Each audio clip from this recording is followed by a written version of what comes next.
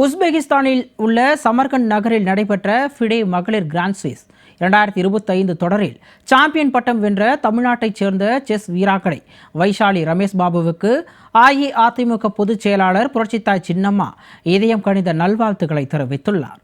அஇஅதிமுக பொதுச் செயலாளர் புரட்சித்தாய் சின்னம்மா எக்ஸ் வலைதளத்தில் வெளியிட்டுள்ள பதிவில், உஸ்பெகிஸ்தானில் உள்ள சமர்கண்ட் நகரில் நடைபெற்ற ஃபிடே மகளிர் கிராண்ட் ஸ்விஸ் 2025 தொடரில் தமிழ்நாட்டைச் சேர்ந்த செஸ் வீராங்கனை வைஷாலி ரமேஷ் பாபு சாம்பியன் பட்டம் வென்று வரலாற்று சாதனை படைத்துள்ளதற்கு தனது இதயம் கனிந்த நல்வாழ்த்துக்களை தெரிவித்துக் கொண்டுள்ளார்.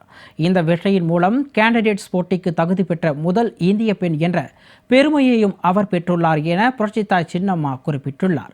தமிழக செஸ் வீராங்கனை வைஷாலி ரமேஷ் பாபு கிராண்ட் ஸ்விஸ் பட்டத்தை வென்றதன் மூலம் உலக செஸ் சாம்பியனை எதிர்த்து விளையாடப் போகும் வீரரை தீர்மானிக்கும் கேண்டிடேட்ஸ் போட்டிக்கு நேரடியாக தகுதி பெற்றுள்ள முதல் இந்திய பெண் என்ற வரலாற்று சாதனை படைத்துள்ள வைஷாலி ரமேஷ் பாபு தமிழ் மண்ணிற்கு பெருமையை தேடி தந்துள்ளார் என புரட்சித்தாய் சின்னம்மா புகழாரம் சூட்டியுள்ளார்.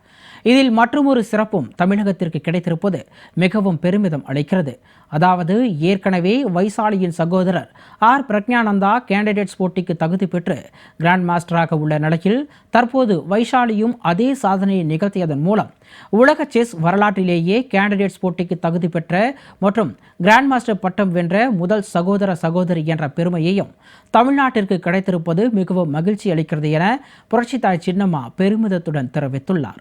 தமிழ்நாட்டைச் சேர்ந்த செஸ் வீராங்கனை வைஷாலி மற்றும் செஸ் வீரர் பிரக்ஞானந்தா ஆகியோர் தங்களது கடின உழைப்பாலும் விழா முயற்சியாலும் உலக செஸ் அரங்கில் மிகப்பெரிய உச்சத்தை அடைய வேண்டும் என எல்லாம் வல்ல ஆண்டவனை வேண்டுவதாக அஇஅதிமுக பொதுச் செயலாளர் புரட்சித்தாய் சின்னம்மா குறிப்பிட்டுள்ளார்.